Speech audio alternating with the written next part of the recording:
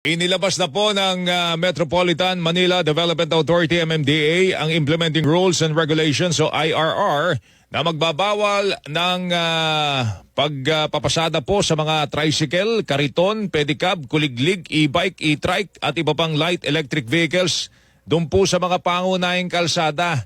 Dito po sa Metro Manila simula ho sa April 15. Batay po sa MMDA Regulation number 24002 Series of 2024, kabilang sa saklaw po nito ang mga sumusunod na kalsada: Recto Avenue, President Quirino Avenue, Araneta Avenue, Epifanio de los Santos Avenue, EDSA, Katipunan, CP Garcia, C5, Southeast Metro Manila Expressway, Rojas Boulevard, Taft Avenue, Osmeña Highway or South Super Highway, Show Boulevard, Ortigas Avenue, Magsaysay Boulevard, Aurora Boulevard, Quezon Avenue, Commonwealth Avenue, Bonifacio Avenue, Rizal Avenue, Del Pan, Marcos Highway, MacArthur Highway, Elliptical Road, Mindanao Avenue, Marcos Highway, Boni Avenue, Espanya Boulevard at iba pang mga kalsada na maaaring tukuyin ng MMDA.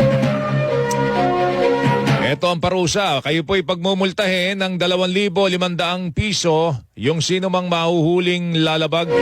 Maaari din pong ma-impound yung unit kung hindi ito rehistrado o walang lisensya ang nagmamaneho. Nilinaw naman sa nasabing IRR na pwede pa rin dumaan sa bike lane sa mga nabanggit na kalsada ang mga light electric vehicle.